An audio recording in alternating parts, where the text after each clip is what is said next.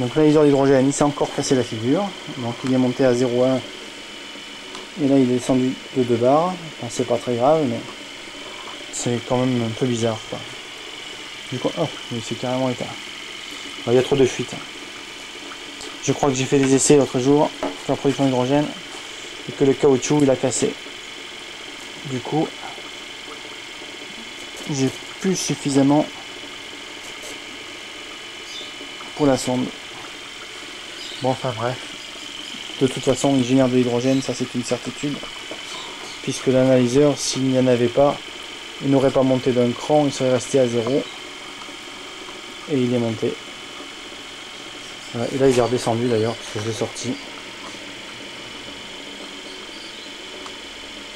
Hop là, qu'est-ce que c'est moche. Putain, je suis pas doué. Avec la mise au point. 0,001%. On va le remettre pour voir. Hop. Donc je mets la sonde au niveau de la sortie d'hydrogène. Et là on peut regarder ce qui se passe. Bon, ça prend du temps parce qu'il y a très peu d'hydrogène. Il y a trop de fuite. Il y a beaucoup trop de fuite. Et bon, il n'y a pas assez de CO2 traité, donc peu de production d'hydrogène. C'est proportionnel tout ça. Attendez, hop. Non, faut pas rentrer dans les détails, c'est pas la peine.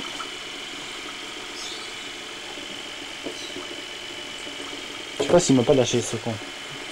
Alors, si j'ai ça, je suis un peu dans le caca. Bon, enfin, c'est pas grave. À l'étranger, on me fournira tout ça. S'il faut quitter le pays. Voilà. Donc en fait, c'est la bonne blague quand même, puisque 80% de réduction de CO2, c'est pas du blabla. Vous voyez, c'est prouvé par A plus B. Même si je suis pas doué avec les caméras. Avec le caméscope, on va dire. C'est un caméscope. 80% de réduction de CO2. Voilà.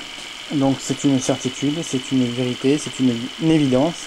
Bon, tout le monde peut critiquer, parce que de toute façon, on trouvera toujours des cons pour critiquer ce qu'ils ne comprennent pas. Mais c'est une certitude. On traite le CO2 avec une efficacité qui est quand même assez colossale. Plus de 80% de réduction. Et voilà, et ça pourrait vous éviter de payer la taxe sur le carbone, entre guillemets, qui va quand même coûter 8 milliards d'euros, je pense, aux Français, juste pour les Français. Quant au traitement du CO2, si on pouvait réduire de 80% les émissions de CO2 au niveau de nos usines, qui représentent 70% des émissions mondiales de CO2, ce serait quand même un grand pas pour la planète. Alors si en plus on peut utiliser le CO2 à des fins de production d'hydrogène, ben moi je crois qu'il a merdé mon analyseur de CO2, d'hydrogène pardon. Il a complètement cramé, hein. Je sais pas comment, mais il a cramé, il marche plus. Enfin bon, il a marqué qu'il y avait des productions d'hydrogène, c'est déjà pas mal. Je vais pas allumer une allumette pour voir, je suis pas fou. Mais bon. Donc en fait, si on peut réduire de 80% nos émissions de CO2, tout en produisant de l'hydrogène, on gagnerait sur tous les tableaux. D'une part, on aurait une indépendance énergétique, autre que le pétrole. Et je vous garantis que l'hydrogène, on en produit beaucoup, même si ça se voit pas là, parce que c'est un petit modèle réduit en PVC avec des fuites partout. Ah, d'ailleurs, à ce propos, aïe. Et ouais, trop de liquide, pas de liquide. C'est chiant à régler le circuit liquide. Ce serait automatisé, ça marcherait mieux, mais bon. Enfin bref. Voilà. Bon bah écoutez, j'ai arrêté parce que c'est pas la peine que je bouffe le CO2 pour rien. Ça coûte la peau du cul. Et puis je vous dis à bientôt. Sur ces entrefaites. Ah non, je vais vous remontrer encore une dernière fois ce qui rentre dans la bouteille. Qu'on me taxe pas. Donc ça c'est ce qui sort. Hop, 1,23. Et qu'on me taxe pas de dire que j'ai saboté le truc. Donc là, je prends la sortie qui est là. Donc c'est ce qui sort en surcharge de l'appareil. On voit bien que ça bulle. C'est ce qu'il y a de la bouteille. Enfin, c'est la bouteille qui envoie ça. Et j'ai la branche au niveau de la sonde à CO2.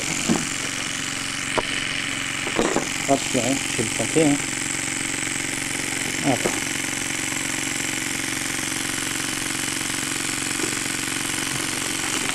Et merde.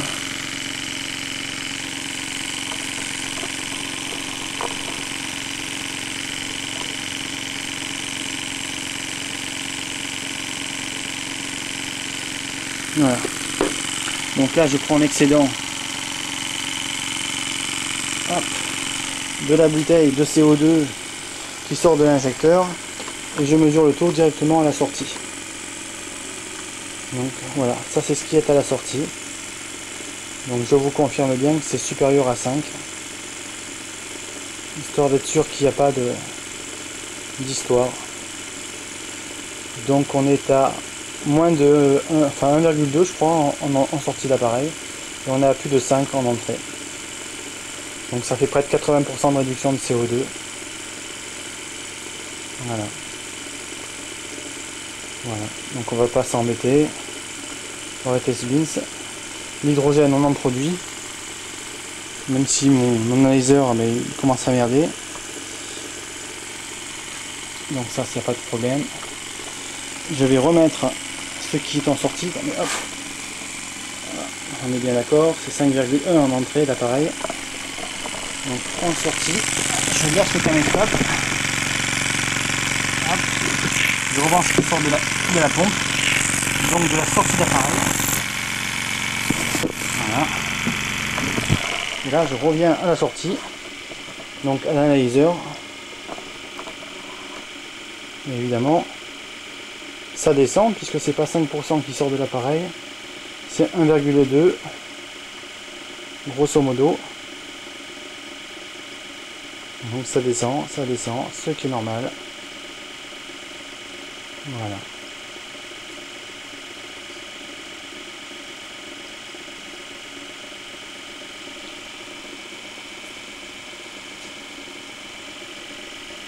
Non, pardon.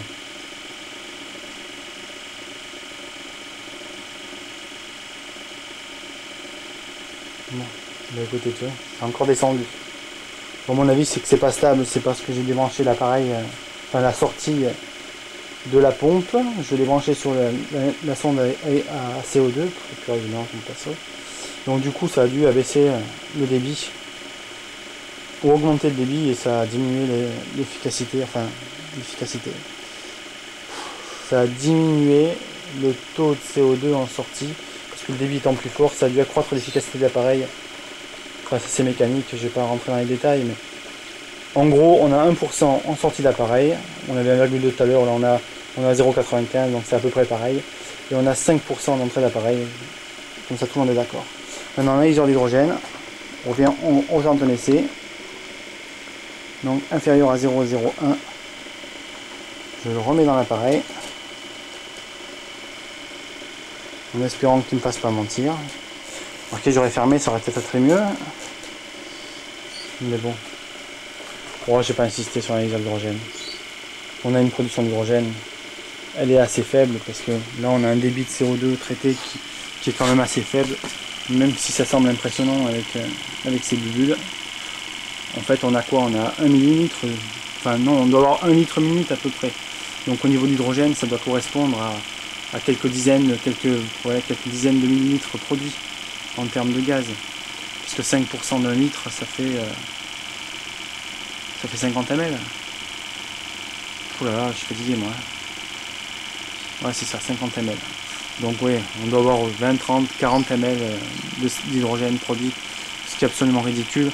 Et compte tenu du fait qu'on a un système qui est quand même assez court, au niveau des sécurités et de l'isolation et des fuites surtout, eh bien, on doit avoir un paquet de fuites d'hydrogène. Voilà. Donc j'insiste pas, on en reste là. Je vous souhaite une bonne journée et puis bonne taxe au CO2 si je suis contraint de quitter le pays. Au revoir.